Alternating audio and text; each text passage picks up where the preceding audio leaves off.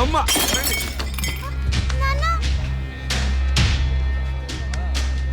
ఒకరోజు కోర్టులో నాన్నకి జరిగిన చిన్న అవమానానికి అక్కలో ఉన్న నేను జడ్జ్ అవ్వాలని నిర్ణయించుకున్నాం. అక్క ఎక్కడున్నా నేను అక్కతో పాటే ఉండేదాన్ని. నేను తనకి కనిపిస్తానన్న విషయం అమ్మా నాన్నలతో చెప్పకూడదని ఇద్దరం ప్రామిస్ చేసుకున్నాం. ఎందుకంటే నన్ను పంపించేస్తారేమోనన్న భయం.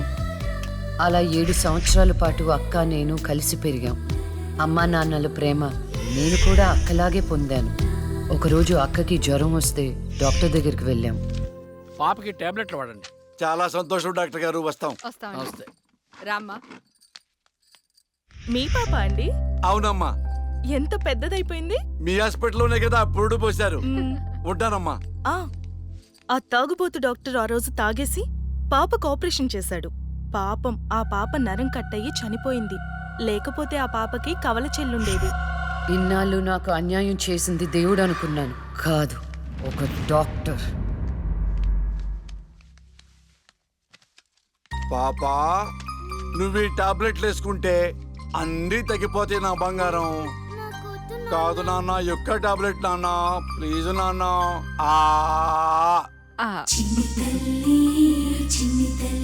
జ్వరం తగ్గిపోద్ది నాన్న. బుజ్జు తల్లి. రా మీకు దండం పెడతాను. ఇక నా దగ్గర పని చేయాలంటే నాతో బోనే కొట్టించుకోవాలా? నన్ను వదిలిపెట్టండి. Come on darling.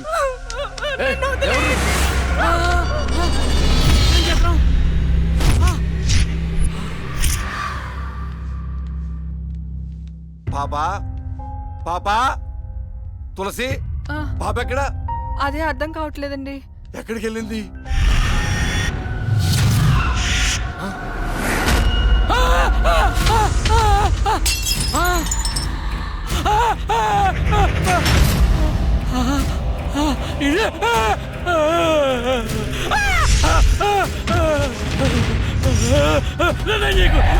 నీ దండం పెడతా.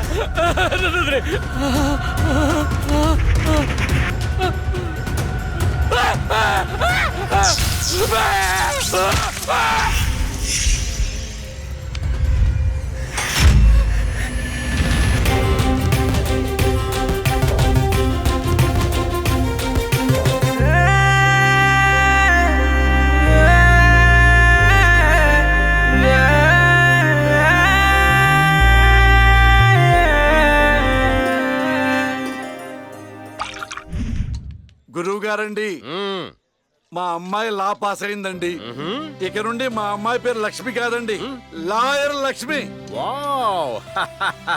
పర్వాలేదయా, కోర్టు ముందు టీ అమ్ముతునే కూతుర్ని లాయర్ని చేసావు. Very good. ఇంతగా అమ్మాయి ఎక్కడా? లక్ష్మి,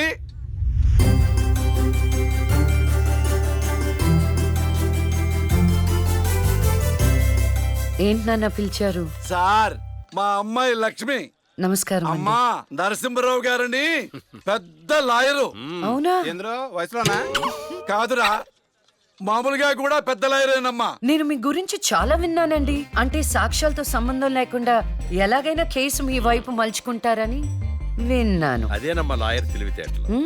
అది సరే, ఇంతకీ నువ్వు సొంతగా ప్రాక్టీస్ చేద్దాం అనుకుంటున్నావా, లేక నాలాంటి వాడి దగ్గర అసిస్టెంట్ గా చేద్దాం అనుకుంటున్నావా? అంటే ఇంకొకరి దగ్గర చేస్తే వాళ్ళ ఇన్ఫ్లుయెన్స్ నా పైన పడుతుంది కదండి.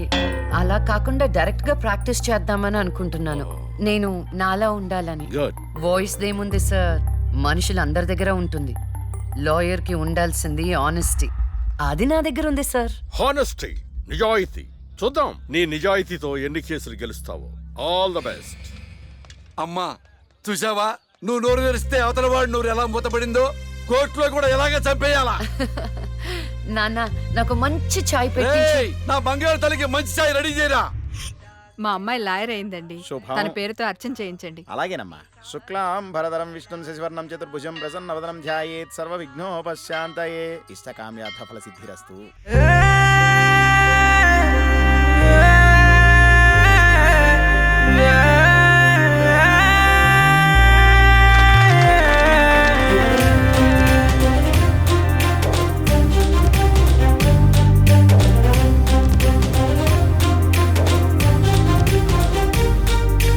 वो జన్మే చాలెట్టు లేదింకా నా ప్రేమే నీతోటి పంచంగా క్షణమైనా నువ్వు లేని చోటంతా విషమల్లే ఉంటుంది నా వెంట నా గుండె సవ్వళ్ళనే వింటే నీ పేరే ఉంటుందమ్మా ఓ వెంటి వెన్నెల్లా ఈ ఇంట నీ నవ్వులుండాలమ్మా ఓ నీ ముద్దు మోమింకా నా ముందు ఉంటేనే చాలింకా కోరేది లేదమ్మా చిన్ని తల్లి నిన్ను చూడకుండా ఉండలేనే బంగారు బుజ్జి తల్లి నిన్ను వీడి ఏడకెళ్ళలేనే నీలాల కళ్ళని నీ బుజ్జి బుగ్గని నా కంటి బాబలాగా చూసుకోనా నీ చిన్ని నవ్వుని నీ కాలి మువ్వని నా గుండె కూటిలోన దాచుకోనా నాలోని ప్రాణాలు నాలోన లేవమ్మ నీ బరుకులో ఉన్నాయమ్మ నా రాత నా గీత నీ చేతి రేఖల్లో రాసాడే ఆ బ్రహ్మ చిన్ని తల్లి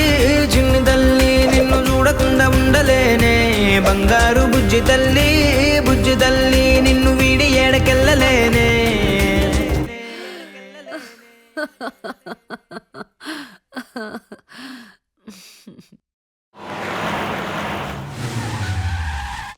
అక్క లాయర్ కన్నా జడ్జిగానే సూట్ అవుతుంది. చిన్నప్పటి నుంచి పార్షాలిటీ లేకుండా ఏది న్యాయమో ఏది అన్యాయమో తెగేసి చెప్పేది.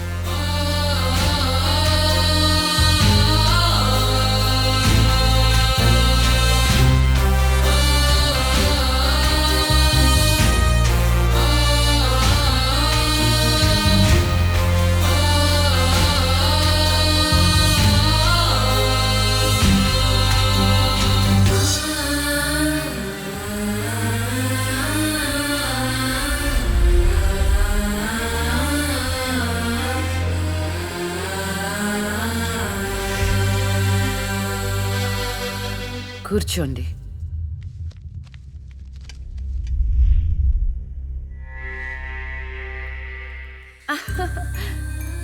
All the best. Proceed. Your honour, ఈ బోనులో ఉన్న రాజీవ్ అనే యువకుడు స్వయానా ఎమ్మెల్యే గారి ముద్దుల కొడుకు.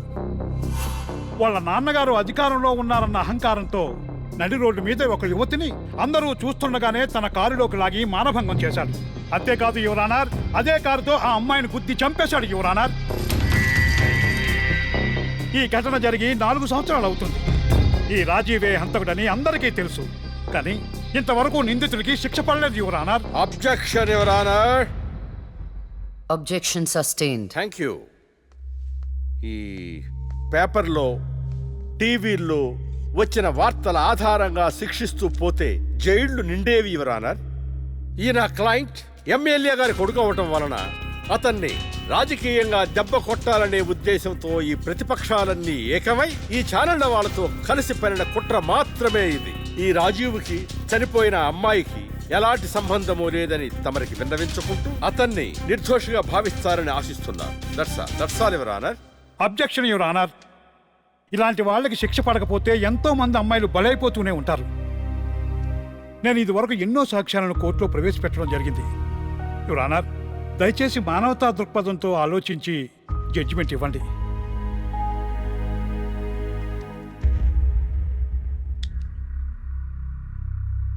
ఈ కేసు పూర్వాపరాలు పరిశీలించిన మీదట సాక్ష్యాధారాలు తారుమారు చేసి ఈ కేసుని పక్కదారి పట్టించడానికి ప్రయత్నం జరిగిందని నాకు అర్థమైంది.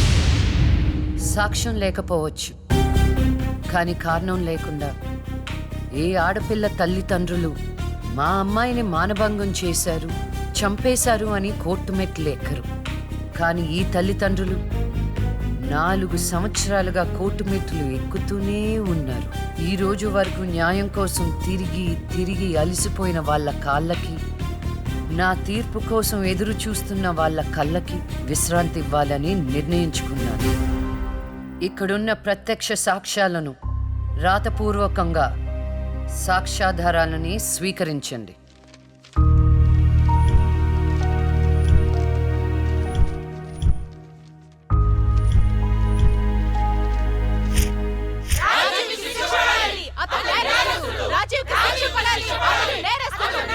శిక్ష పడాలి.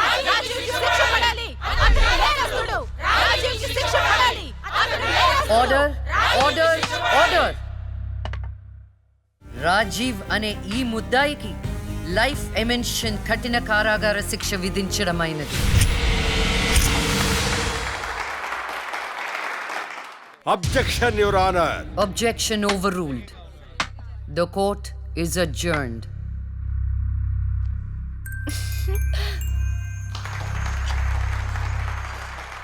ఏమే కొత్తగా వచ్చింది అంటే ఏ సీమ టపాకాయో సిసింద్రియో అనుకున్నాం. లక్ష్మీ బాంబు జాగ్రత్తగా ఉండు. చెమటలు పట్టించేస్తుంది సార్.